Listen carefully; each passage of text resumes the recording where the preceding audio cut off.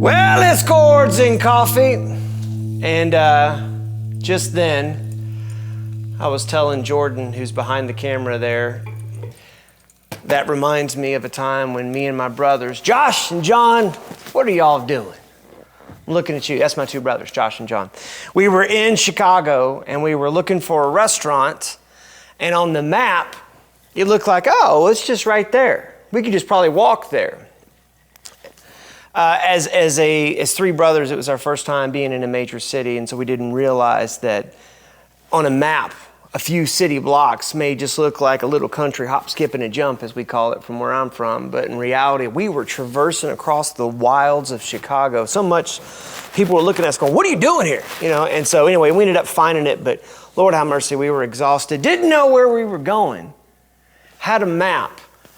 And when you don't know where you're going and you have a loose map, is what we had. We had basically a picture that resembled the actual geographic lay of Chicago, but it wasn't quite detailed.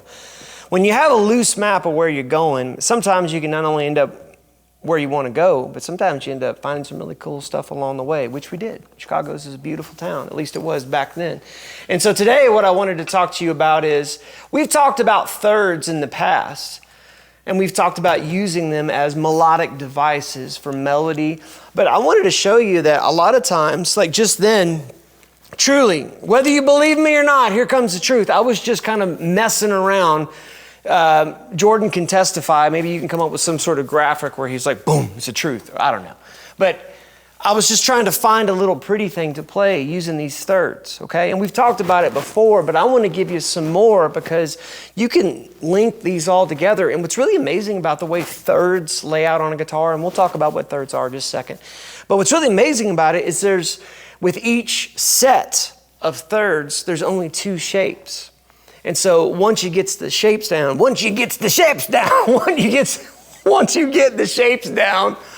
then you can start to move them around and actually discover some really interesting things. So with that being said, I'm still laughing about that mess up. Anyway, welcome to Chords and Coffee. I need to get some coffee. Lord have mercy, it's early.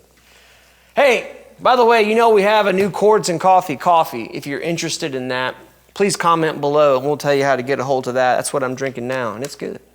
It's real good. So we're going to talk about three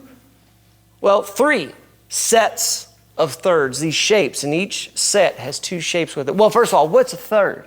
Well, if we take A, it's A major scale, and I go do, re, mi, that's a third to A. So A's third is C sharp. Now, if I continue up this scale, B, if I play the B, the A major scale starting with B, and I go up 3, that's B's third. Right? And then if I go to C sharp, right? So now I got to find C sharp's third. So, right? And so on and so forth. It's just simple math. So each note, if I go up 1, 2, 3 from that note in the major scale, that's how I find that note's third as it corresponds to A. When you're thinking about keys, think about this collection of notes. These are all the colors that you can paint with in A, which is the major scale. That's all she wrote, folks. And so any combination that I do with that, it's got to come from those colors if it's going to be in the key of A, right? And so as I'm walking up 3 for each one of these notes, those are the notes I have to choose. Does that make sense to you? If not, comment below and I'll talk you through it. Hey, maybe it's the first time you've heard us talk about this on Chords and Coffee. If so, not a problem. Let's start with generally the first set of thirds that most folks learn, which is where you have the third note on the bottom. So your index finger is going to be on the 5th fret of the high E. You're going to skip the B. You're going to have your middle finger on the 6th fret of the G. And so this is shape number 1. We've talked about this before. If you know this already, just stay with me because there's some cool stuff with this too that you may not have learned yet. Shape number 2 is going to be here on the 7th fret. And let's go ahead and let's just use our middle finger and our ring finger. So ring finger is going to be on the 7th fret of the high E. We're going to skip the B again, and then we're going to have our middle finger on the 7th fret of the G. So review, right? And then the third shape is going to be here on the 9th fret, or the third set of thirds is going to be on the 9th fret, still using that second shape. Does that make sense? We're just going to be on the 9th fret of the high E. We're going to be on the 9th fret of the G, skipping the B, middle finger, ring finger, or middle finger and ring finger, okay? Man, I feel like I need some coffee. I feel like, you ever have one of them mornings, you need a little Chords and Coffee. What kind of coffee you drinking this morning? Comment below. Oh yeah, boy, that's got some. Hey, that coffee's a little Pentecostal, isn't it? That's got a kick in it. Let's go. All right, so, and then we're gonna go back to this first shape. Now at this point, I know we started here. You can switch your fingers back to this guy if you like. Sometimes I find myself doing this with my ring and my pinky, right? I'm not gonna fight you on that, however you wanna do it. Let's go ahead and do index finger on the 10th fret of the high E. Let's do middle finger on the 11th fret of the G. And then that same thing slid up to the 12th and 13th. And then now 14 and 14 with the middle and the ring, just like we did a second ago. And then 16 and 16. And then back to the first shape, right, on the 17th and the 18th fret. Profoundly useful. I mean, I'm not even kidding you. For pretty stuff, but also whenever you're doing any kind of, chicken picking thing.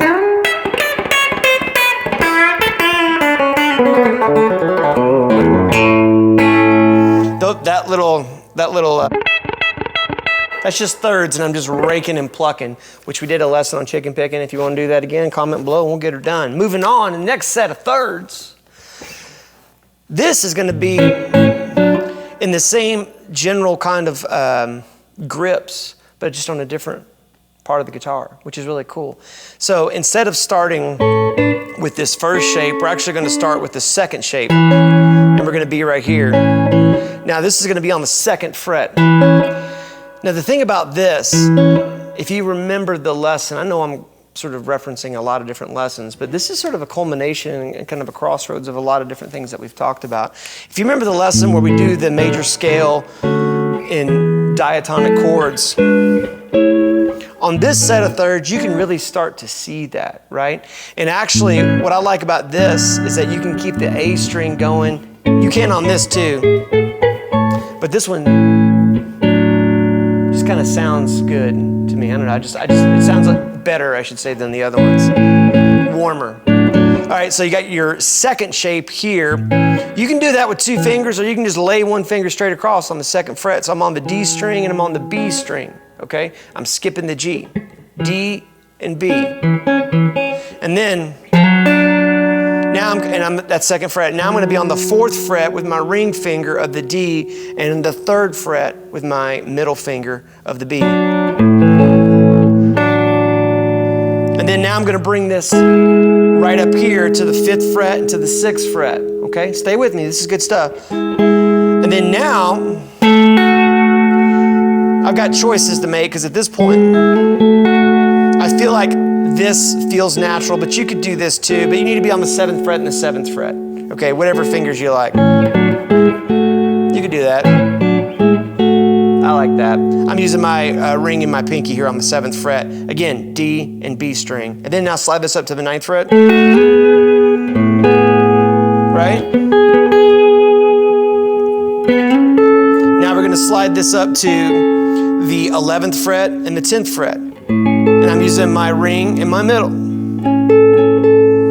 And then now we're going to slide this, let's see, up to, whoops, to the 12th fret and 12th, and then to 14 and 14.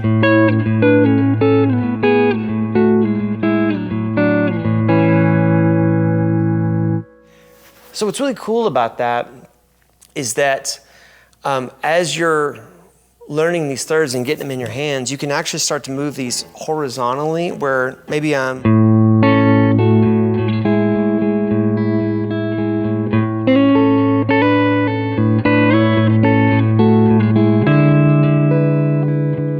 that's that. The way that I see that here on this 5th and 6th fret is I'm sort of imagining this as a C chord. Remember, good old cowboy C? There's a D with a sus4 because it's got an open G, and if I just move this up to this E, now you got, that doesn't work with that open G, but look, all that's happening here, it's like the top of this C chord is this E third here, or in this case, maybe it's C sharp minor.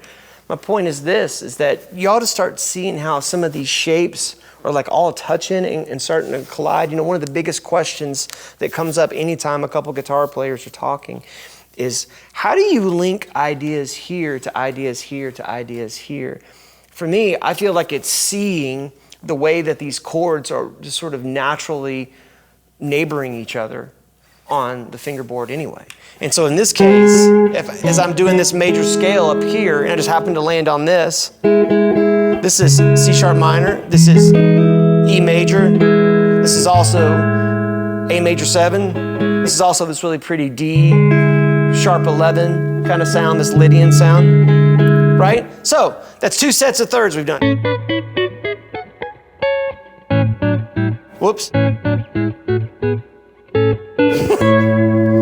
Sometimes I got to think about this too. All right, so let's do another one here. This one, I lied, I might give you 4. We'll see. Here, hold on. This one, let's start this guy right here. This is, if you ever played much praise and worship music on a Sunday morning, this is sort of the Trading My Sorrows. Remember that? That old, yeah. And I think that was usually down on the bass, but these are really cool because you have this huge leap in between the root and the third. So this one, we're going to start on the 5th fret of the low E, and then we're going to have our, I probably use my ring finger on the 6th fret of the G. So I'm skipping 2 strings. And then we're going to go to 7 and 7. So here's the 2 shapes, 5 and 6, 7 and 7, and then I'm using my middle finger and my ring finger, 9 and 9, right? And then back to shape number 1, 10 and 11, and then 12 and 13, same shape, right? And then 14 and 14, right? Same shape. And then 16 and 16, same, the same shape as this, and then back to the first shape. So what is that? 17 and 18.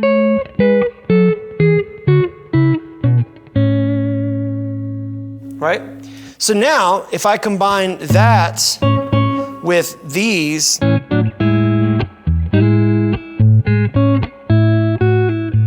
maybe I can start to fish out a little bit of a melody there. But you might go, Nate, I kind of need something to connect it in between. Well, this is where, and we did this on that thirds lesson that I did several Chords and Coffees ago, this shape here. So let's do this. And I don't want to mislead you here. So let's start low and we'll go backwards here. Okay, so we're going to go 12th fret and 14th fret on the A and on the B. And for this one, I highly recommend using index and pinky. And then we're going to go down to the 11th fret and the 12th fret, index and middle.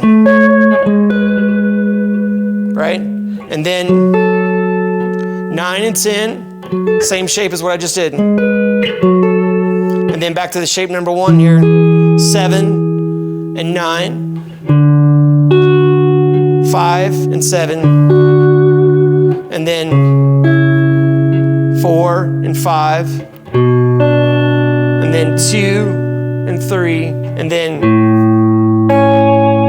it's going to be open and then just 1 finger. It's the same as this. Sort of the Blackbird shape, if you know Blackbird by the Beatles. So then when you connect all that stuff together, you've got like this.